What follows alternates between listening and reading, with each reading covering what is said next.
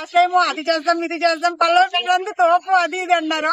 అదే మేమైతే ఇక ఓట్లు వేసాము, మా ఫ్రెండ్స్ చేత కానీ ఓట్లు వేయించామన్నమాట. పల్లె ప్రశాంత్ నచ్చలేదా మీకు? నచ్చలేదు కాదు, తను ఏం చేయలేదని బాధ అంటే ఏం చేయలేదు అంతే.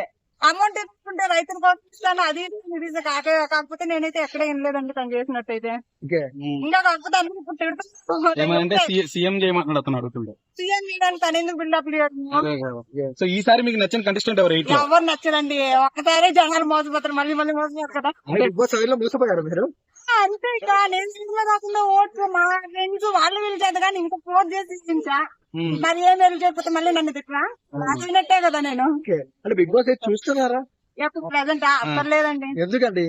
అదే చెప్పాను కదా రీజన్, ఏదైనా ఒక్కసారి ఒక ఛాన్స్ ఉంటది, మళ్ళీ మళ్ళీ అంటే జనాలు పక్కనగాళ్ళు లేకపోతే ఎవరు కదా. అంటే ఇప్పుడు ఈసారి మణికంఠ చాలా ఎమోషనల్ గా మాట్లాడుతున్నాడు, చాలా కాంట్రవర్సీ నడుస్తుంది కదా. అంతే లాస్ట్ టైం పల్లె ప్రశాంత్ ఏమైంది?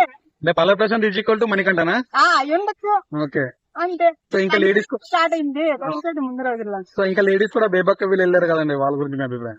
వెళ్ళనివ్వండి, వెళ్తా ఉంటారు వస్తా ఉంటారు, జనాలు పిక్చర్లు చేస్తారు వేయించుకొని మొత్తం వెళ్ళిపోతారు. మీరు వస్తారా ప్రెగ్నెంట్ పెడతారు, వాళ్ళు చేస్తారని చేయలేదు అనేది.